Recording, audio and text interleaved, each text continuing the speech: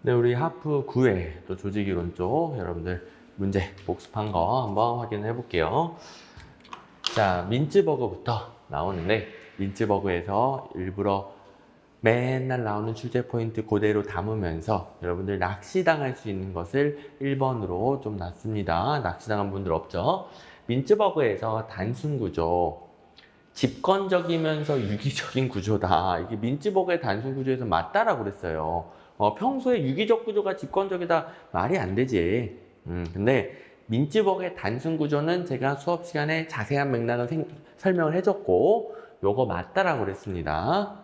자, 이거 근데 도저히 이해가 안 간다. 그러면 민츠버그 단순 구조 이거 맞다라고 인식을 해주시고, 그다음에 틀린 선지로 내는 건 대부분 뭐다? 민츠버그에서는 환경, 조정기제, 핵심 부문 세 가지 된다. 이런 데서 이제 틀린 선지가 나올 수 있는데요. 단순 구조는 동태적 혹은 불안정적이면서 단순한 환경 괜찮죠? 2번 기계적 관료제는 여기 환경 또 있네. 단순하면서 안정적인 것도 괜찮고, 그다음에 중요한 역할을 한다, 뭐 핵심 부문이다, 의사결정 권한에 집중된다 이런 표현들 핵심 부문에 대한 표현이죠. 기계적 관료제에서 기술 분석 부문 핵심 부문이다. 여기도 괜찮고. 3번 전문적 관료제, 이번에는 조정기제 물어봤네요. 작업 기술의 표준화이며 전문적 관료제에서는 작업 기술의 표준화 맞죠? 기계적 관료제에서는 작업 과정의 표준화이고, 이거 라인 맞추면 안 되죠? 기계적 관료제가 기술 분석 부문이 중요하다라고 해서 기계적 관료제가 기술의 표준화다 그러면 안 된다라고 그랬어요. 다 설명한 겁니다. 자, 한 번 더 헷갈리는 포인트 잡아주시고, 여기 괜찮습니다. 그다음에 환경. 전문적 관료제도 관료제는 관료제라서 안정적인 환경에서 씁니다. 동태적이다, 불안정적이다 같은 말이죠. 동태적 불안정이 아니라 안정적인 환경. 대신에 복잡한 환경. 그래서 이 부분만 딱 틀린 거예요. 제가 말한 15가지 외운 분들은 여기서 그 어떤 낚시에도 당하지 않고 바로 답을 찾는데, 제가 15가지 여기서 나옵니다. 그리고 어려운 포인트 다 설명을 해줬는데 그거 놓치신 분들, 민츠버그는 뭐 강의 안 듣고 혼자 공부가 불가능한 이론이죠. 놓치신 분들 헤맸겠죠? 자, 아무리 어려워도 문제로 나오는 부분에 집중하면은 금방 풉니다. 그다음에 4번 에드호크라시, 복잡하고 동태적인 환경 맞죠? 대응하기 위한 수평적인 협력과 유연한 유기적 조직 구조. 에드호크라시는 탈관료제 모형과 거의 똑같습니다. 됐고요. 2번 다음 중 학습 조직의 특징으로 맞는 것을 옳게 고르면, 이 문제 한번 너무 쉽죠. 학습 조직은 수평 구조, 팀제를 기초로 합니다. 그래서 수평적이고요. 구성원의 권한을 팍팍 부여해줘요. 그 다음에는 개별적 학습이 아니라 조직 전체적 학습이어야 된다. 보상도 조직 전체적으로, 협동적 구조, 조직 일체감 필요하죠. 지식관리, 같이 공유해야 전체적인 학습이 되겠죠. 그래서 기억, 리을, 비읍 지어주시면은 답은 4번이 되겠네요. 굉장히 쉬웠고요.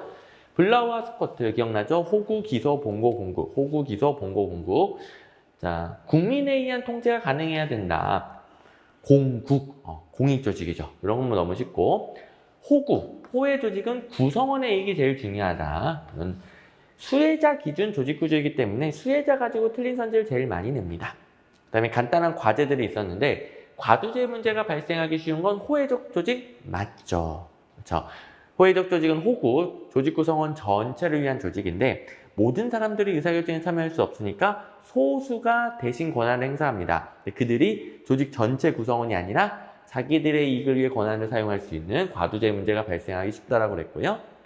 운영 능률을 극대화해야 되는 건 당연히 기업 조직. 기업은 그 소유자를 위한 것으로서 이윤을 내야지. 능률 극대화. 4번. 자, 현재 버전으로 우리나라 정부조직 구성을 바꿔놨습니다. 기업, 복수 차관을 두는 부처 5개 있다고 배웠었는데, 구체적으로는 기과, 외, 문, 국. 행정안전부는 차관 1명이고요. 기과, 외문, 국, 국토교통부가 차관 2명입니다.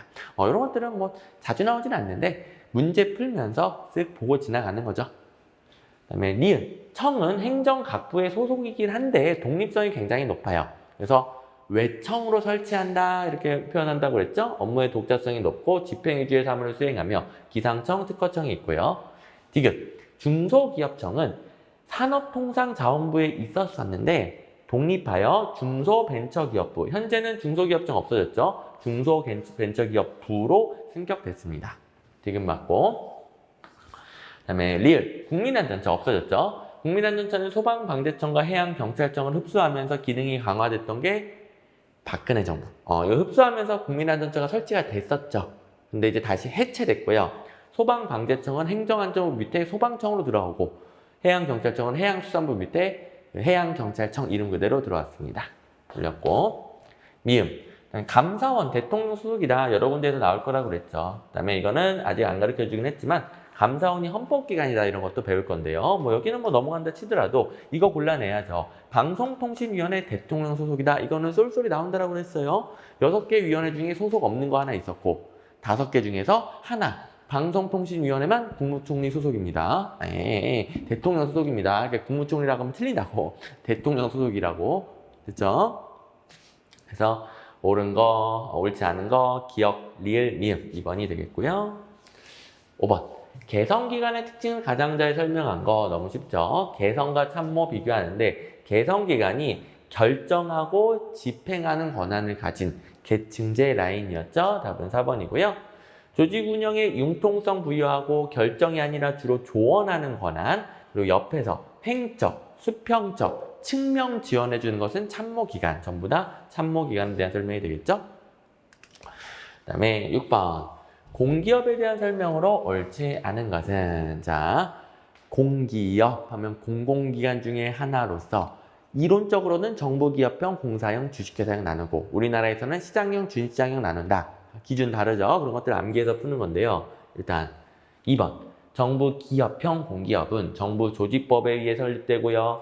일반적인 정부 기관 형태로서 정부 기관에 적용되는 것들이 다 적용이 됩니다. 정부 예산을 사용해야 되는데 공공기관의 운영에 관한 법률에 따라 독립재산제 틀렸죠. 정부 예산을 쓴다. 정답 2번이 되겠습니다.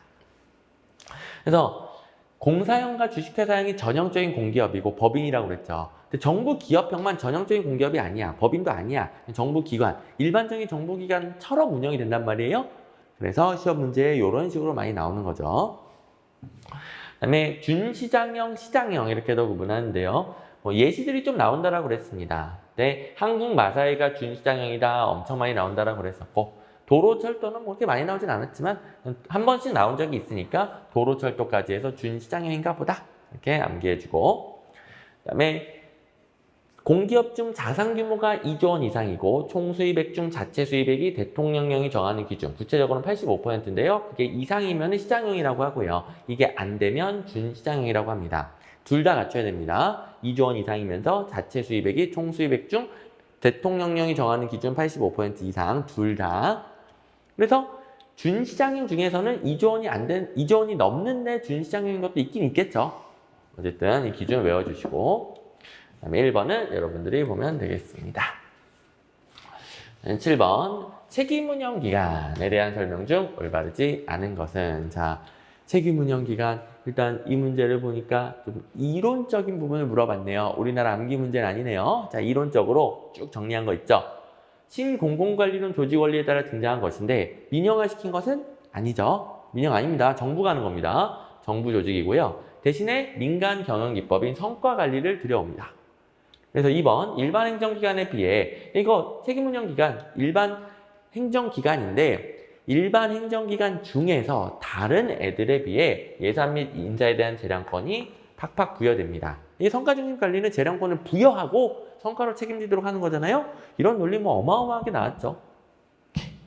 그다음에 정책 기능 중 집행 기능을 분리하여 수행하는 거고요. 결정 기능이다 그러면 틀리죠. 그다음에 4번 우리나라 책임운영기관의 경우 정부기업 예산법이 준용되고요. 등등 그냥 일반적인 정부기관에 적용되는 것들이 다 적용이 돼요. 근데 우리나라 같은 경우에는 정부기업 예산법이 적용이 된다라고요.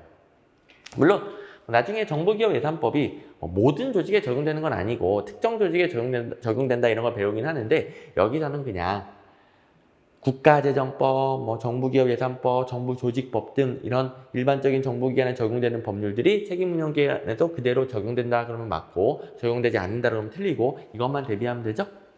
오케이. 답은 2번. 8번 조직론에서 동기이론은 크게 내용이론과 잠깐만 우리 그 위원회 문제가 지나간 것 같은데 아닌가요? 문제 하나 지나간 것 같은 느낌이 들지? 오케이, 아니네요. 제가 착각했네요. 자, 8번 다시 제대로. 조직론에서 동기이론은 크게 내용이론과 과정이론을 나눌 수 있다. 과정이론에 해당되지 않는 것은, 제가 뭐 헛것을 봤나 봐. 오늘 더워서 그런가? 자, 과정이론에 해당하지 않는 것은 내용이론, 과정이론 구분은 우리가 아직 내용이론 중 성장인 모형까지만 배웠기 때문에 뭐 모르는 이론 있을 수 있죠? 그럼 이게 어쨌든 그 내용이론 중에서 중요한 것도 다 배웠으니까 모르는 거 있더라도 그럼 4번 고르면 되는 거 아닐까요? 욕구 충족 요인 이원론만 지난 시간에 연락에 배웠던 내용이론이잖아요. 아직 과정이론 다 배우진 않았지만 내용이론 그냥 고르면 되겠죠? 요거 안 배워서도 풀 수 있어야 됩니다. 과정이론은 이제 다음 시간에 이어갈 거고요. 동기부여 이론 중 내용이론 중에서도 성장인 모형들이 엄청나게 나오는데 방금 봤던 허츠버그의 욕구 충족 요인 이원론도 마찬가지죠? 자, 욕구 충족 요인 이원론 두 개 다 동기 요인하고 위생 요인이 철저히 분리된다는 거예요. 동기 요인은 좀 상위 욕구, 뭐 자아 실현 같은 것이고 위생 요인은 충족되지 못하면 불만족이 쌓이는 좀 하위 욕구, 보수 같은 거. 자, 보수 대표적인 위생 요인입니다. 동기 요인이 아니다. 우리나라만 끝까지 보시고 동기 요인이다 그러면 틀리고 보수는 동기 요인 아니다. 위생 요인이다. 맞죠? 그다음에 3번 좀 건너뛰어 볼게요. 엘더퍼의 ERG 이론에서 성장 욕구는 가장 상위 욕구죠. 너무 쉬운 문제가 3번에 대기하고 있었네요. 자, ERG 성장이 G죠. 가장 상위 욕구이다. 틀렸고. 그 다음에 일단 2번에서 여러분들이 혼동할 수 있는 걸 하나 낑겨 넣었어요. 잘 보세요. 매슬로우에 따르면 자기 실현 욕구가 동기를 부여하지 못하는 사람이 있다. 이걸 보면서 선생님 매슬로우 욕구 계층의 개인차를 인정하지 않는다면서요. 개인차. 근데 왜 이게 맞는 거예요? 어떤 사람은 동기부여하고 어떤 사람은 못하고 개인차 인정하지 않는다 그러는데 이상한데요. 자, 매슬로우가 주장한 건 욕구 계층의 개인차를 인정하지 않은 거예요. 생안사존자 이 5단계는 모든 사람이 똑같다. 오케이? 그런데 제가 뭐라 그랬어요? 이 단계 중 사람마다 어디에 있는지는 다를 수 있다라고 그랬죠.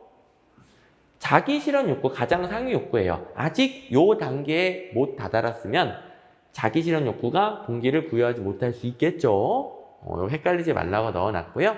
물론 실전에서 이런 문제 만났다. 어려운 게 있으면 넘어가다 보면 너무 쉽게 답은 나오죠. 다 풀었어야 됩니다. 이거는 2번 건너뛰고 어쨌든 보충 설명 들어보시고 그 다음에 4번은 이제 배울 겁니다.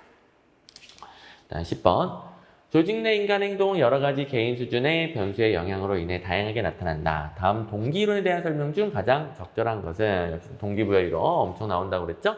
매슬로우와 엘더퍼를 비교하는 포인트 엄청 잘 나옵니다. 두 가지 이상의 복합적인 욕구가 하나의 행동을 유발한다. 그러면 엘더퍼. 매슬로우는 하나의 욕구만 동기부여한다라고 그랬어요. 엘더퍼가 여러 개의 욕구가 함께 동기부여한다. 틀렸고. 그다음에 2번. 욕구 만족 시 욕구 반로의 전진적 상향적 진행만을 강조하는 것은 매슬로우. 엘더퍼는 전진 상향뿐만 아니라 위의 걸 추구하다가 좌절 퇴행까지 둘 다 주장하죠. 그래서 그 점에서 차이점이 있죠. 정확히 하면 매슬로우는 엘더퍼와 달리 전진적 상향적 진행만을 강조하는 차이점이 있다. 3번 맥클리랜드는 개인 행동을 동기화시키는 잠재력을 지니고 있는 욕구는 학습되는 것이다. 그래서 개인마다 욕구의 계층에 차이가 있다. 매슬로우와 달리 맥클리랜드는 욕구 계층의 개인차를 인정했습니다. 답은 3번이고 허츠버그는 직무 수행자의 성장 욕구가 낮은 경우에 단순한 직무를 제공한 동기유발 전략 이거는 다음 시간에 배울 건데요. 허츠버그가 아니라는 건 확실하죠? 자, 동기부여 이론은 원체 같이 섞여 나오기 때문에 제가 전 문제랑 이 문제랑 한 개씩 아직 안 배운 걸 넣었는데 그것과 상관없이 문제 풀려요, 안 풀려요? 문제 풀리죠? 허츠버그는 이런 말을 한 적이 없어요. 오케이, 허츠버그 게 아닙니다. 내용은 이제 배울 거고요. 오케이, 그러면 아주 중요한 동기부여 내용 이론 정리를 했고요. 이제 남은 동기부여 이론들 다음 시간에 이어가 보도록 할게요.